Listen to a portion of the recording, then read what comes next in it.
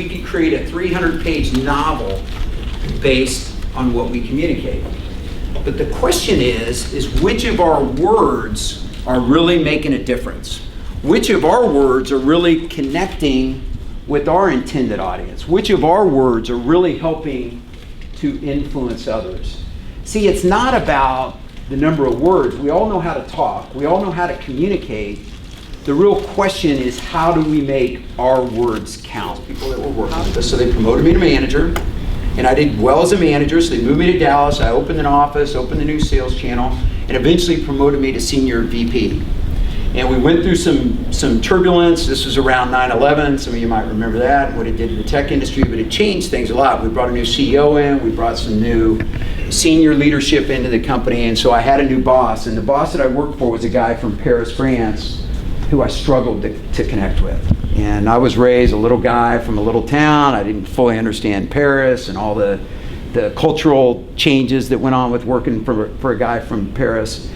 And I didn't really put that much emphasis in connecting with him. And then he came to town, and I was flying, I'll never forget, I was flying to Chicago to meet with him.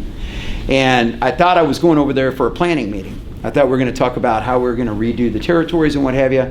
And I walked into his office, and instead of planning, he handed me a resignation package and said, "Mark, we've decided we're going to go a different direction," and in a sense, eliminated my position. And I remember at the time, I was so frustrated. You know, I was so disappointed in myself, and I was so mad. And I thought, I mean, literally with that company, I thought I was going to be the CEO of that company one day. I mean, I really thought I was doing that good. Even in the tough times, it really kind of hit me out of the blue.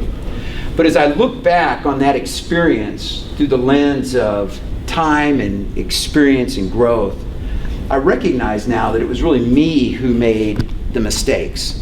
I mean, it was really, you know, my attitudes, and, you know, I had this philosophy that I was going to win no matter how much glass I broke in the process. And I broke a lot of relationships getting there. And as I look back and I think about it, there was really three things I think I could have done different. Number one, I was so focused on doing things my way that I drove a lot of people out of the business. So I had some turnover in my team that other teams weren't having, number one. Number two, when I got promoted to senior VP, I was no longer managing people that were like me. I was no longer managing salespeople. You know, I had some marketing people. We had these analyst people that were very, you know, just deep thinkers and introverted, and they didn't get me and I didn't get them, and I was impatient and I didn't spend the time with them. And then third was the new leadership that came in. And the company was based out of Boston. And I remember when they came on board, I thought, well, I'm down here in Dallas, I'm the guy making everything happen. They need to come down here and connect with me.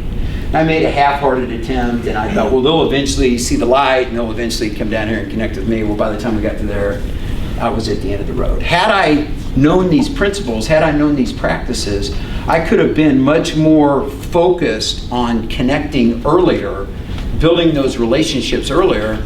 And who knows, I'd maybe still be with the company helping them out today, but certainly my career would have lasted a lot longer than it did. Discover how Mark Fenner can help your bottom and top line.